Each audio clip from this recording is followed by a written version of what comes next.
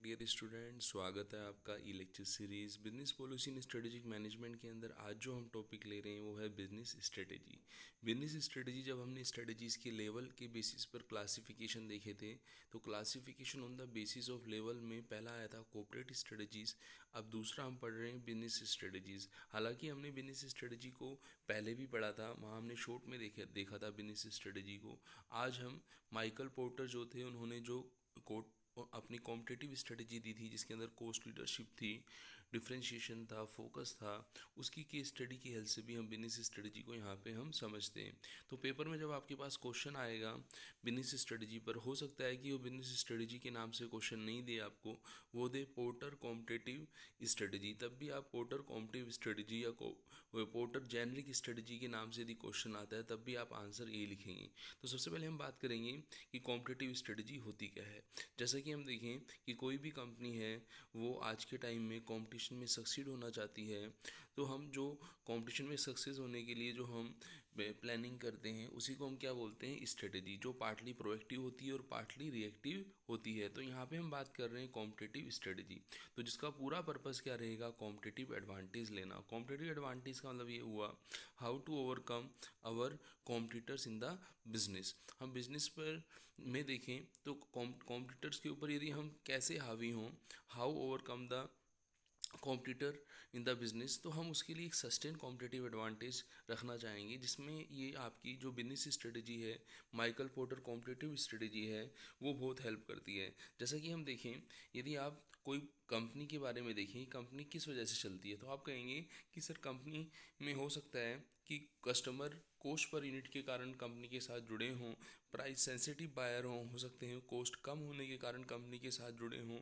तो इसलिए कहा जाता है कि जो सस्ता बेचता है वो कभी भूखा नहीं सोता, वो उसकी सेल कभी भी कम नहीं होती। पर यहाँ पे दूसरी बात हम ये भी ध्यान रखें कि हर पर्सन सस्ता नहीं लेता, उसको क्वालिटी भी चाहिए, उसको डिफ्रेंशिएशन भी चाहिए। तो वहाँ पे हम माइकल पोर्टर की जो कॉम्पिटिटिव स्ट्रेटजी है, उसके अंदर कॉस्ट लीडरशिप के साथ साथ हमें डिफ्रेंशिएशन के बारे में भी बताया है। और टाइम टू टाइम इन कंपनीज़ को क्या करना पड़ता है, चाहे वो ब्रॉड एरिया में वर्क कर रही हो, तो उसे जो है नैरो एरिया में भी ध्यान रखना पड़ता है। कभी वो नैरो एरिया में वर्क करनी हो रही है, तो उसको हम ब्रॉड एरिया पे ध्यान रखते हैं। तो वो सब अल्टरनेटिव हम यहाँ पे देखेंगे। तो सबसे पहले हम समझते हैं कॉम्पिटिटिव स्ट्रेटजी होती क्या है।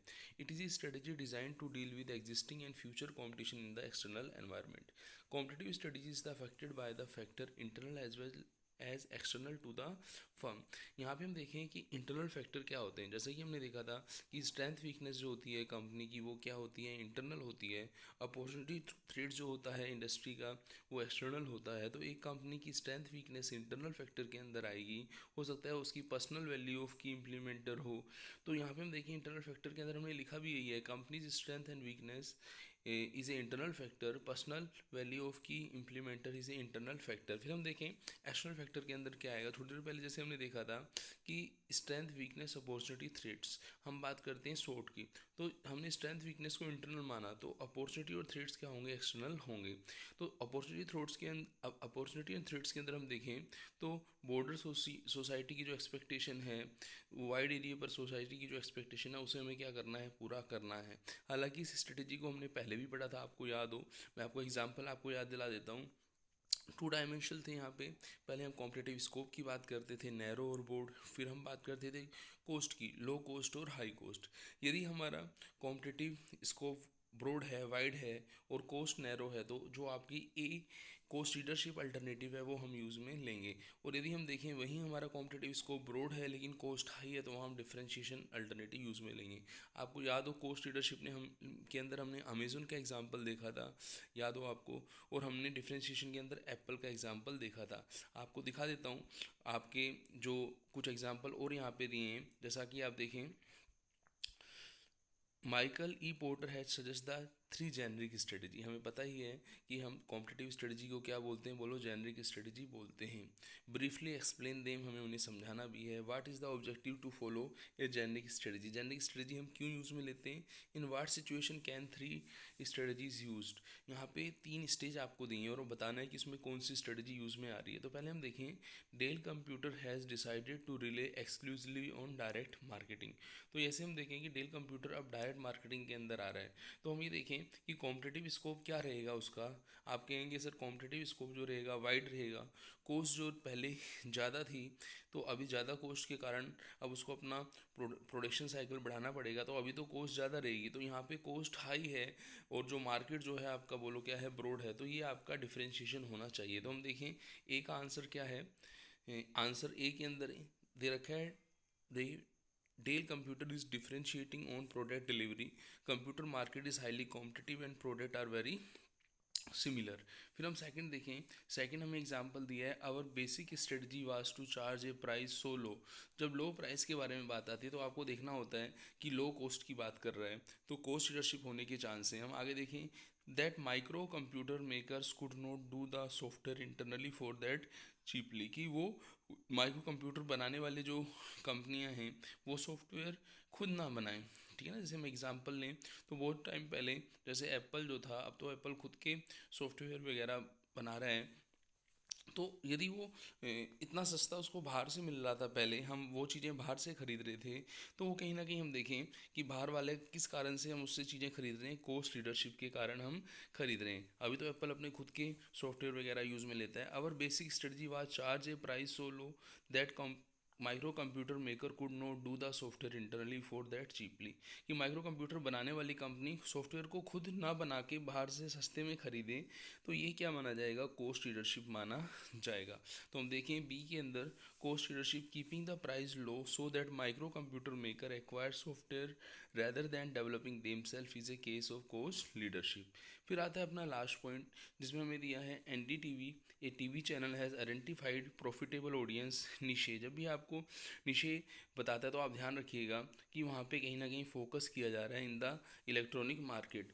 तो हम देखें तो इस सिचुएशन के अंदर फोकस स्ट्रेटजी यूज़ में आती है। NDTV identifying a profitable area audience niche is focusing on it. तो ये कौन सी स्ट्रेटजी मानी जाएगी, बोलो फोकस स्ट्रेटजी मानी जाएगी। तो यहाँ पे हमने एक केस स्टडी देखी जिसके अंदर हमने माइकल पोर्टर की जो जेनरिक स्ट्रेटजी अल्टरनेटिव थे उनको इम्प्लीमेंट किया हमने।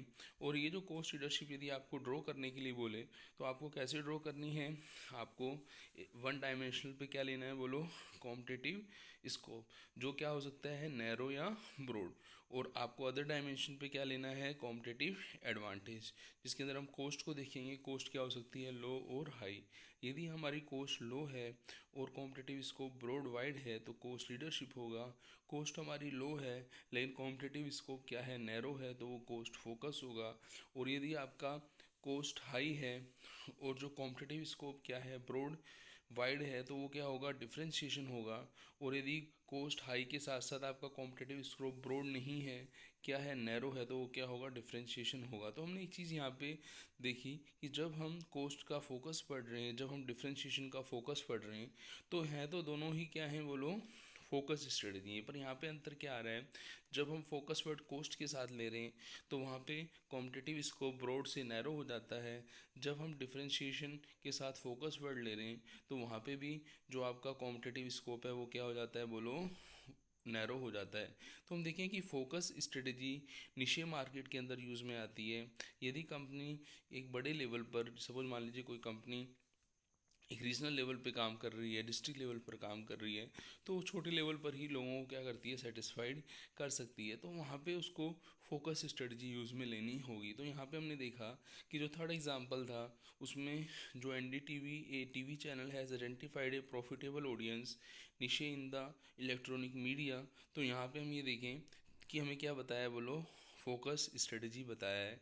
NDTV has identified a profitable area audience niche and focusing on it. तो यहाँ पे अपने पास कौन सा है, फोकस स्ट्रेटजी बताया। तो हमने यहाँ पे माइकल पोर्टर की जो जेनरिक स्ट्रेटजीज थी उनके अल्टरनेटिव्स को देखा, और यदि आपसे वो मीनिंग भी पूछे तो मीनिंग भी आप माइकल पोर्टर के अकॉर्डिंग जो उन्होंने 3 बेसिस बताए थे उनको आप यहाँ पे बता के आ जाएंगे कि strategy allow organisation to gain competitive advantage from 3 different basis like cost leadership, like differentiation, like focus. तो वो आपके क्या माने जाते हैं, 3 डिफरेंट जेनरिक स्ट्रेटजी अल्टरनेटिव माने जाते हैं। और ये मैट्रिक्स जो है आपको इस तरीके से ड्रॉ करके आनी है। जब भी आप मैट्रिक्स ड्रॉ करें कोशिश करें कि पहले पेंसिल से मैट्रिक्स जो है ड्रॉ करें। हो सकता है कि कोई चीज़ मिसिंग हो तो आप उसको बाद में करेक्ट करके जब आप फेयर वर्क करके आएँ तो उसको आप पेन से करके आएँ। तो मिलते हैं नेक्स्ट लेक्चर में। जहाँ हम नेक्स्ट टॉपिक को पढ़ेंगे। थैंक्स।